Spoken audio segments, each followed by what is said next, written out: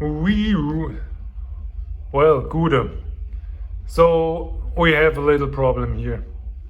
As you can see, my glorified DI box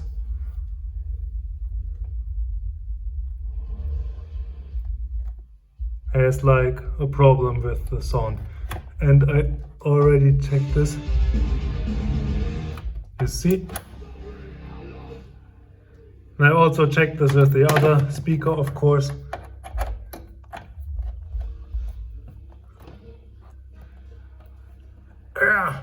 Oh, it's so hard. And there it works.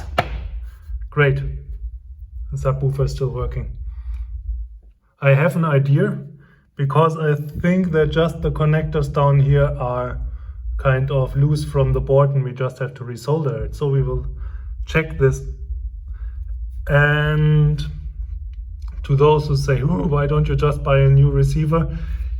You see, those are no typical speaker outputs. Those are balanced outputs because I have active speakers and right. You see, it's more like I could maybe use just a DI box if I just want to have left-right without subwoofer anyway.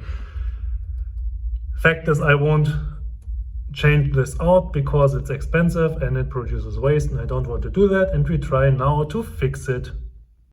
The cables are not labeled.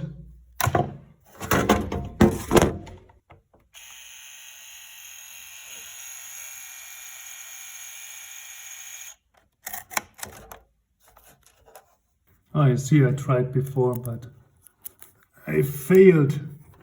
Okay, there we go. Really, really ironic. Thank you to the guy that laid out this keyboard. It's really awful. Okay, we're at the healing bench. So let's crack this thing open. And I think am I lazy? Actually, I think I was lazy because I didn't put this screw in here. And we have to check. So there are, oh, so the seal of approval is broken. Oh no. Okay, we have like a few screws back here and on the side panel. And the camera is shaking. Okay, you know how to remove screws. Okay, let's try it with you sitting there, and already lost. Need more emotion. Oh, come on. Oh, it's so hard. I have to get it out. And I've bumped you again. Sorry, so sorry. The eagle-eyed among you may have seen this sign. And they also saw that it was just powered a minute ago. So, since the transformer of this device, where is it? Come on, there it is. Here. You just power it down here. So that means this device doesn't run on 220 volts. It has to step it down, but also has to be clean about this. So this means there are lots of capacitors in there. And they may still have a charge. They still be charged maybe, so you have to be careful about them, so not to get checked. So not to get shocked. So general, do as I say and don't do it, and not as I do, which is doing it. You know what I mean, don't you? Hopefully. Don't be stupid. I don't use it very often, but it's really handy, and I'm so glad that I switched the motor or replaced the motor after it broke down. And now it's just running fine. Video up there, I think. No. Now we're looking in from the other side. You see exactly down here is the power coming in from the mains voltage, and it's linked to this board up here. That is the on-off switch, and this is the transformer, and down here you see some surprisingly small capacitors.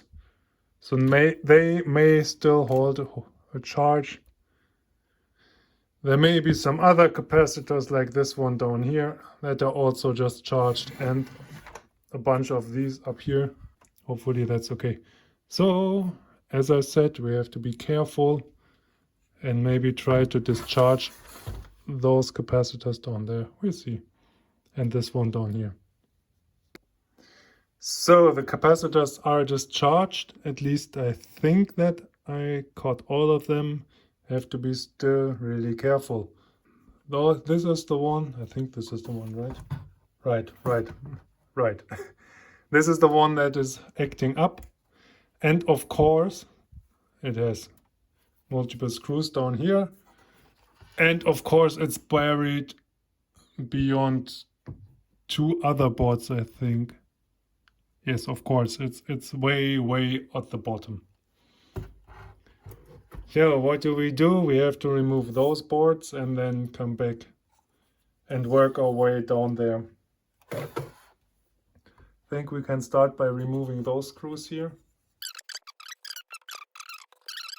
And you see it's really underutilized in my setup. I just use like DVD in and the outputs for the other stuff because this is not in the living room, but only in my study.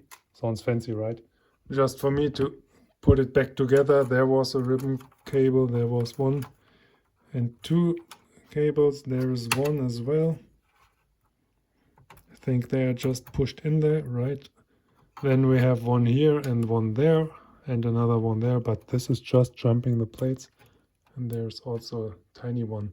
And the first layer is gone. So let's continue. See, there are more capacitors, of course. Maybe I can leave this one in. This is the HDMI that's not working anymore, but I don't use it anyway. Okay, on the topic of the RS232C connector down here, if we look in there, there's actually a switch in here, which is, maybe if I point you down there, here, there's a switch in here. Can you switch it? Oh yeah, there's this tiny hole. You see, there's a tiny hole and you can push the switch. Oh, never knew. As you see, we're getting there. This is the final board, the one I wanted to get to, notify those capacitors that still might hold charge. And especially down here is another tiny transformer. And that also may be dangerous, but I won't go there. Don't know if you can see this, but this solder joint here and the other one are a bit loose. You can see the ring down there. Right there, it looks like there's a ring down there. But those are only grounding, so I don't know what else could be wrong. Because those are the data lines here, 1, 2, 3 and ground. But maybe one of them is also like loose. So what I will do is I will just reflow all of them, this, especially those. And also these 4 and maybe the other 2 as well. Okay, I think I didn't record it or the phone is full. Anyway, I resoldered those 2 back here. And now I will make my way up through those guys here. And since I'm already here, I will reflow the other ones as well.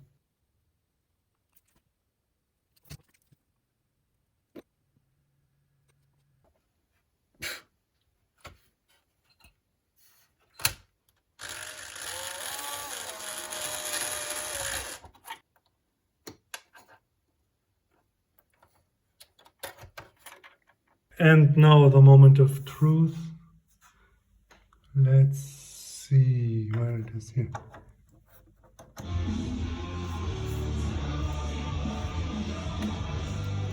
Nice.